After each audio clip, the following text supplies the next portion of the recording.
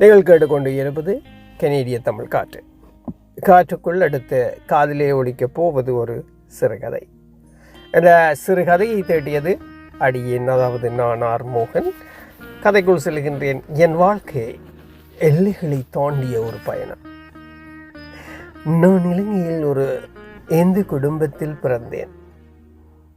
என் சிறு வயது கோயில் மணி ஓசையுடனும் திருவிழாக்கள் உற்சாகத்துடனும் வளர்ந்த வாழ்க்கை எப்பொழுதும் ஒரே பாதையில் செல்லாது என்பதை காலம் எனக்கு கற்றுக் கொடுத்தது. வளர்ந்தபோது பல வேறு மனிதர்களை சந்தித்தேன். அவர்களின் நம்பிக்கைகளில், பண்பாடுகளில், வாழ்க்கை முறைகளில் எனக்கு புதிய சிந்தனைகளை தந்தன. அந்த பயணத்தின் ஒரு கட்டத்தில் நான் முஸ்லீமாக மாறினேன். அது ஒரு மதமாற்றம் மட்டுமல்ல, வாழ்க்கை புரிந்து கொள்ளும் என் பார்வையில் ஏற்பட்ட ஒரு மாற்றமாகும். பின்னர் வேலைக்காக கனடாவுக்கு வந்தேன். தாய் நாட்டை விட்டு ஆயிரக்கணக்கான மைல்கள் தொலைவில் இருந்தாலும் என் மனதில் இலங்கை எப்பொழுதும் வாழ்ந்து கொண்டே இருந்தது. புதிய நாட்டில் புதிய வாழ்க்கையை அமைத்து கொண்டிருந்த நாட்களில் என் இதயத்தை தொட்ட ஒரு பெண் சந்தித்தேன். அவள் ஒரு கிறிஸ்தவ பெண். முதலில் எங்கள் நட்பு மலர்ந்தது. பின்னர் அது ஒரு காதலாக மாறியது. எங்கள் மதங்கள் வேறுபட்டு இருந்தாலும் என் கனவுகளும் அன்பும் ஒருவருக்கொருவர் காட்டியது. மரியாதையும் ஒன்றாக இருந்தது. இறுதியில் நாங்கள் திருமணம் செய்து கொண்டோம். அந்த நாள் 2 மனிதர்கள் மட்டுமல்ல, 2 குடும்பங்களும் 2 பண்பாடுகளும் இணைந்த நாள். காலம் வேகமாக ஓடியது. எங்களுக்கு ஒரு மகன் பிறந்தான். அவன் வளர்ந்த வீடு தனித்துவமானது. ஒரு பக்கத்தில் குரானின் ஓசை, மற்றொரு பக்கத்தில் பைபிளின் வசனங்கள். என் சிறு வயது நினைவுகளில் இன்னும் ஒலித்த இந்து பக்தி பாடல்கள்.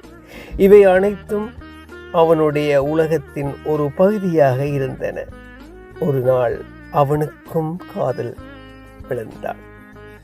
அவன் எங்களிடம் தனது காதலியை அறிமுகப்படுத்திய போது அவள் புத்த மதத்தை சேர்ந்தவர் என்று அறிந்தோம். அவன் கண்களில் தான் என் இளமை காலத்தை பார்த்தேன். மதம், மொழி, இனம் ஆகியவற்றை கடந்து மனிதனை நேசிக்கும் அந்த தூய உணர்வை மீண்டும் கண்டேன். அவர்களின் திருமணம் நாள் வந்தது. மேடையில் நின்று என் குடும்பத்தை பார்த்தேன்.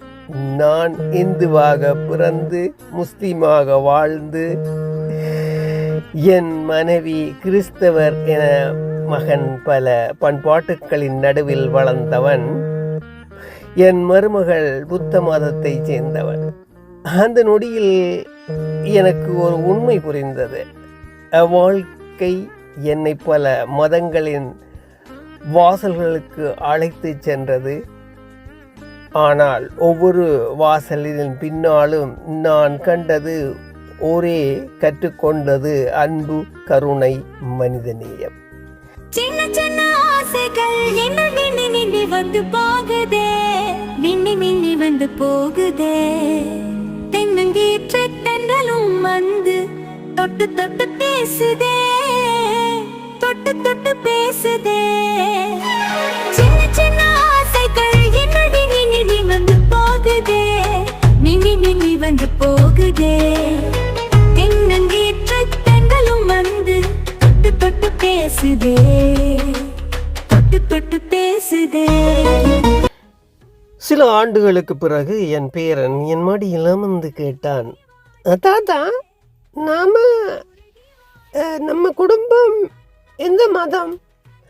அவன் கண்களை பார்த்த நான் மெதுவாக சிரித்தேன். நாம் பல மதங்களைச் சேர்ந்த குடும்பம். ஆனால் நம்மை ஒன்றாக வைத்திருப்பது ஒரு மதம் மட்டுமே. அது என்ன தாத்தா? அன்பு. அவன் சிரித்தான். நானும் சிரித்தேன்.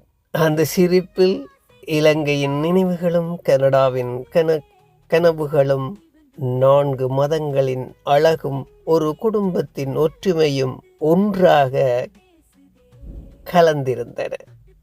அந்த நொடியில் நான் உணர்ந்தேன், என் வாழ்க்கையில் மிகப்பெரிய அடையாளம் எந்த மதமும் அல்ல, மனிதனை நேசிக்கும் கற்றுக்கொண்ட என் இதயம்தான். மீண்டும் சந்திப்போம். நன்றியுடன் இது ஆர்மோகன். போவதே எண்ணமே உனக்காக நின்று சாவதே உன்னிடம் தஞ்சமென ஓடி வந்து பாராயோ மௌனமே சொல்வாயோ மயக்கி என்னை கொள்வாயோ சின்ன சின்ன ஆசைகள் என்ன நின்னி வந்து போகுதே நின்னி வந்து போகுதே பேசுதே தொட்டு பேசுதே புள்ளி வைத்து புது கோலம் நீ போட்டாய் அள்ளித்தெய்த மையிலே அழகுருவாய் நீ பட்டாய் புள்ளி வைத்து புது கோலம் நீ போட்டாய் அள்ளித்தெய்த மையிலே அழகுருவாய் நீ பட்டாய் சின்ன சின்ன ஆசைகள் என்ன நின்னி வந்து போகுதே நின்னி வந்து போகுதே தென்னங்கீற்று தெண்டலும் வந்து தொட்டு பேசுதே தொட்டு பேசுதே